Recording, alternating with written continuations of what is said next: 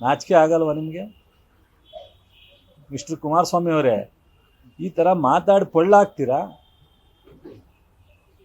ಈ ಥರ ನಮಗೂ ನೋವಾಗುತ್ತೆ. ಎಲ್ಲೋ ಒಂದು ಕಡೆ ನಿಮ್ಮ ಜೊತೆನಲ್ಲಿ ನಾವು ಸ್ನೇಹಿತರಾಗಿ ಕೆಲಸ ಮಾಡಿದ್ದರು. ನೀವು ಇಂಥ ಮಾತಾಡಿದಾಗ ನಮ್ಗೆ ಯಾರೋ ಒಬ್ಬರು ಪಕ್ಕದಲ್ಲಿ ಕೂತ್ಕೊಂಡ್ರು, ಏನ್ರಿ ನೀವು ಇವ್ರ ಜೊತೆಲೆಲ್ಲ ಹೆಂಗ್ರಿ ಕೆಲಸ ಮಾಡಿದ್ರಿ ಅಂತ ಕೇಳ್ತಾರೆ ನಮ್ಗೆ. ನಾಚಿಕೆ ಆಗಲ್ವ ನಿಮಗೆ? ಸ್ವಲ್ಪ ಗೌರವವಾಗಿ ನಡ್ಕೊಳ್ರಿ. ದೇವೇಗೌಡರು ಒಂದು ಸಂಸ್ಕಾರ ತಗೊಂಡಿದ್ದಾರೆ. ರಾಜಕೀಯದಲ್ಲಿ ಏನಾದ್ರು ಮಾಡಿರಲಿ, ಅವ್ರು ಏನಾದ್ರು ನಿರ್ಧಾರ ಮಾಡಿರಲಿ, ಕೆಲವು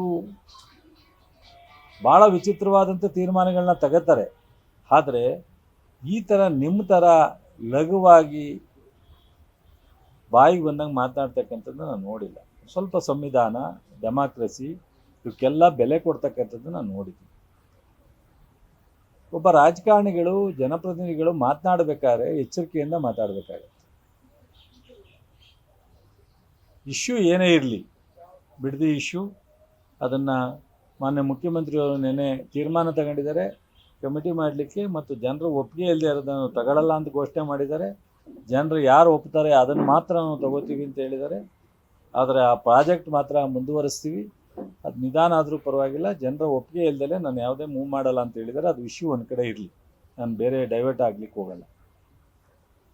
ಇವತ್ತು ಇವರು ಮೊದಲನೇ ಬಾರಿ ಆಪರೇಷನ್ ಕಮಲ ಯಡಿಯೂರಪ್ಪನವ್ರನ್ನ ಉಪಯೋಗಿಸ್ಕೊಂಡು ಅವತ್ತು ಹೆಂಗೆ ಮುಖ್ಯಮಂತ್ರಿ ಆದ್ರಿ ಸ್ವಲ್ಪ ನೆನೆಸ್ಕೊಳ್ಳಿ.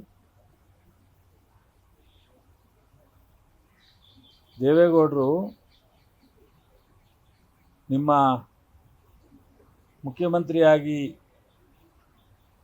ಶಾಸಕಾಂಗ ಪಕ್ಷದಲ್ಲಿ ವೋಟ್ ಆಫ್ ಕಾನ್ಫಿಡೆನ್ಸ್ ತಗೋಬೇಕಾದ್ರೆ ರೇವಣ್ಣವ್ರು ಬರಲಿಲ್ಲ, ಶಿಂದೆಯವರು ಎದ್ದೋದ್ರು ದೇವೇಗೌಡರ ಡೈರೆಕ್ಷನ್ಗೆ. ನೀವು ಈ ಸಂವಿಧಾನಾತ್ಮಕವಾಗಿ ಆಗಿರುವಂಥ ಮುಖ್ಯಮಂತ್ರಿನ ಹಂಗಾರೆ? ಅದಾದ ಮೇಲೆ ಮೊನ್ನೆ 37 ಸೀಟ್ ತೊಗೊಂಡಿದ್ರಿ 18ರಲ್ಲಿ. ಒಂದು ಕಡೆ ಮಾಯಾವತಿಯವರ ಅಲಯನ್ಸು, ಇನ್ನೊಂದು ಕಡೆ ಕೆಲವು ಕಡೆ BJPಯವರ ಸಪೋರ್ಟು. 37 ಸೀಟು ನಿಮ್ಮ ನಾಯಕತ್ವದಲ್ಲಿ. ಜನತಾದಳದಿಂದ ನಿಮ್ಮನ್ನು ಅಧಿಕೃತವಾಗಿ ಘೋಷಣೆ ಮಾಡದೇ ಇದ್ರೂ ನಿಮ್ಮ ನಾಯಕತ್ವದಲ್ಲಿ ಇಲ್ಲಿವರೆಗೆ 2-3-4 ಚುನಾವಣೆ ಮಾಡಿದ್ದೀರಾ.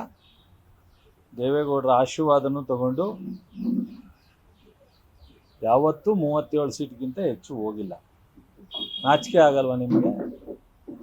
ಒಂದು ರಾಷ್ಟ್ರೀಯ ಪಕ್ಷ 136 ಜನ ಗೆದ್ದು ಇವತ್ತು ಈ ರಾಜ್ಯದಲ್ಲಿ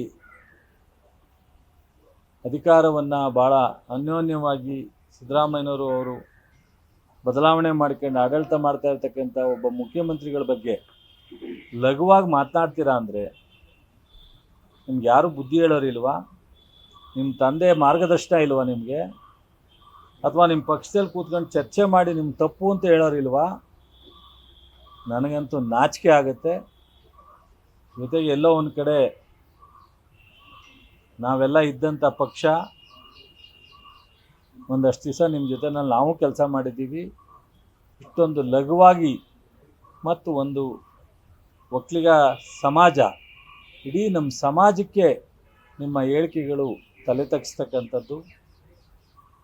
ನಿಮಗೆ ಇದರಲ್ಲೇ ಗೊತ್ತಾಗುತ್ತೆ ನಿಮ್ಮ ಹೇಳಿಕೆಯಲ್ಲಿ ಎಷ್ಟು ಹೊಟ್ಟೆ ಕಿಚ್ಚನ್ನು DK ಶಿವಕುಮಾರ್ ಅವ್ರ ಬಗ್ಗೆ ಪಡ್ತಾ ಇದ್ದೀರಾ. 1 ತಿಂಗಳು 12-13 ದಿವಸ ಆಗಿದೆ ಅವರು ಮುಖ್ಯಮಂತ್ರಿಯಾಗಿ.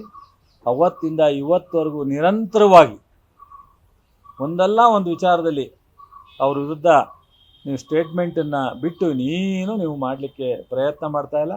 ನೀವು ಕೇಂದ್ರದ ಸಚಿವರಾಗಿ ನೀವೇನೇನು ಮಾಡಿದ್ದೀರಿ ಅಂತ ಗೊತ್ತಿದೆ. ನೀವು ಲೋಕಸಭಾ ಸದಸ್ಯರಾಗಿ ನೀವೇನೇನು ಮಾಡಿದ್ದೀರಾ ಅಂತ ಗೊತ್ತಿದೆ. ಟೋಟಲಿ ನೀವು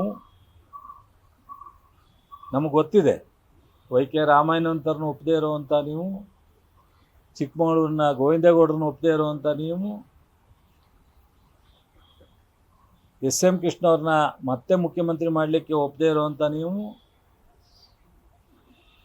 KPSC ಚೇರ್ಮನ್ ಬಂದಾಗ ಚೇರ್ಮನ್ ಮಾಡಲಿಕ್ಕೆ ಒಪ್ಪದೇ ಇರೋವಂಥ ನೀವು, ಉಪಲೋಕಾಯುಕ್ತ ಅವಕಾಶ ಬಂದಾಗ ಒಕ್ಕಲಿಗರನ್ನ ಮಾಡಲಿಕ್ಕೆ ಒಪ್ಪದೇ ಇರೋವಂಥ ನೀವು, ಡಿ ಕೆ ಶಿವಕುಮಾರ್ನ ಒಪ್ಲಿಕ್ಕೆ ಸಾಧ್ಯನಾ ನೀವು?